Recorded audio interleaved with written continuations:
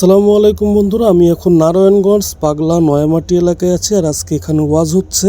আর আজকের ওয়াজের প্রধান বক্তা মুফতি সৈয়দ ফয়জুল করিম সাহেব চরমনাই হুজুর। উনি আজকে এখানে ওয়াজ করবেন। আর উনি আসতে দেরি হবে, তাই চিন্তা করলাম আপনাদেরকে একটু ওয়াজের মাঠের পাশে যে দোকানগুলো বসেছে আপনাদেরকে একটু ঘুরিয়ে ঘুরিয়ে দেখাবো বন্ধুরা। এই যে আপনারা দেখতেই পাচ্ছেন এখানে ওয়াজের মাঠে বিভিন্ন আইটেমের দোকান বসেছে। এই যে এই পাশে দেখতে পাচ্ছেন চানাচুর ভাজা, এই পাশে দেখতে পাচ্ছেন নিমকি, গজা, তারপর ওই পাশে দেখতে পাচ্ছেন পেঁয়াজু, জিলাপি, বিভিন্ন আইটেমের খাবারের দোকান বসেছে এই ওয়াজের মাঠের পাশে। এই যে নিমকি দেখতে পাচ্ছেন বন্ধুরা, এই যে ঝাল গজা, মিষ্টি গজা। আর এই পাশে বন্ধুরা দেখতে পেলাম এই দোকানদার মামা এই পাশে বসে বসে পেঁচিয়ে পেঁচিয়ে জিলাপি বানাচ্ছে গরম গরম, খুব সুন্দরভাবেতে।